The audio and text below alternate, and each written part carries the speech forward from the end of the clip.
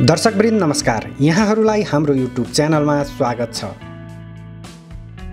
विगत केही समयदेखि विस्तार भइरहेको सूर्यविनायक धुलीखेल सडक खण्ड अन्तर्गतका ताजा दृश्यहरू हामी यहाँहरूलाई देखाइरहेका छौं। दर्शकवृन्द, अहिले धुलीखेलमा यो विस्तारित सडक खण्ड अन्तर्गत करिब 1 किलोमिटर सडक कालोपत्रे गरिएको छ, जसले गर्दा यो क्षेत्रमा यातायात सञ्चालनमा केही सहजता भएको छ। विस्तारित सडकमा यो नमुना कालोपत्रे गरिएको हो, तर सूर्यविनायक धुलीखेल सडक खण्डका अन्य क्षेत्रहरूमा सडक निर्माणको कामले खासै गति लिन भने सकेको छैन। यसैगरी बनेपाको पुल बजारमा पनि मुख्य लेनमा सडक विस्तारको लागि बेस तथा सब बेसका कामहरू भइरहेका छन्। दर्शकवृन्द, सूर्यविनायक धुलीखेल सडक खण्ड अन्तर्गत कठिन भौगोलिक अवस्थाका कारण पनि साँगामा पहाड कटान तथा रिटेनिङ वालहरू लगाउने कामहरू भइरहेका छन्। सूर्यविनायकदेखि धुलीखेलसम्मको करिब 16 किलोमिटर सडक खण्डमा अहिले निकै सुस्त गतिमा कामहरू भइरहेका छन्। यो सडक खण्डलाई 2 भागमा विभाजन गरेर काम हुँदै आइरहेको छ। सूर्यविनायकदेखि साँगा खण्ड 7.5 किलोमिटर तथा साँगादेखि धुलीखेलसम्म 8.3 किलोमिटर सडक खण्डलाई 2 भागमा विभाजन गरी ठेक्का सम्झौता भई काम हुँदै आइरहेको छ। यो सडक खण्डमा अहिलेसम्म भौतिक प्रगति करिब 45% मात्र रहेको आयोजनाले जनाएको छ। सूर्यविनायक धुलीखेल सडक खण्ड करिब 8.5 अर्बको लागतमा 6 लेनमा विस्तार भइरहेको हो। यो सडक खण्ड निर्माणको अन्तिम म्याद 2082 मङ्सिरसम्म रहेकोमा यो समय सीमा भित्र पनि कामको प्रगति हेर्दा सडक विस्तारको काम समयमै सम्पन्न नहुने देखिएको छ। राजधानीदेखि पूर्वका जिल्लाहरूमा अरनिको राजमार्ग तथा बीपी राजमार्ग हुँदै दैनिक हजारौंको संख्यामा यही सडक हुँदै सवारी साधनहरू आवत जावत गर्ने गर्दछन्।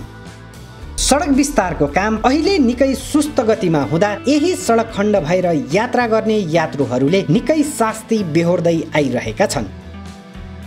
समयमै काम सम्पन्न नहुने निश्चित जस्तै भएपछि अझै यो क्षेत्र भएर यात्रा गर्ने यात्रुहरूले कति शास्ति बेहोर्नु पर्ने हो यसै भन्न सकिने अवस्था छैन।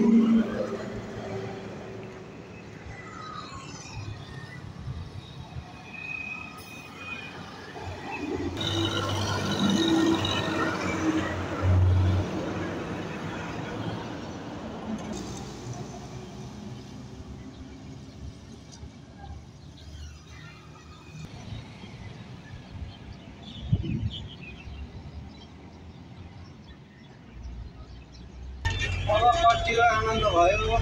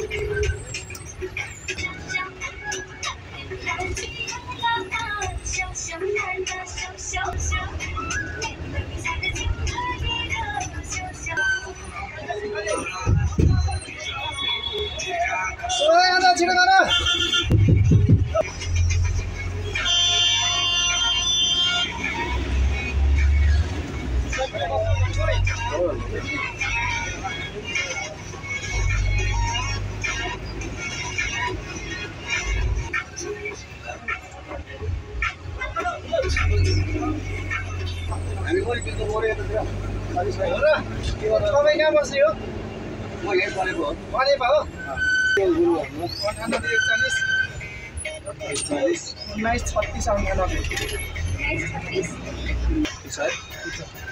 98 फस्टै गऱ्यो भने नि तपाईँलाई कुनै दिन खाली हुँदैन होला।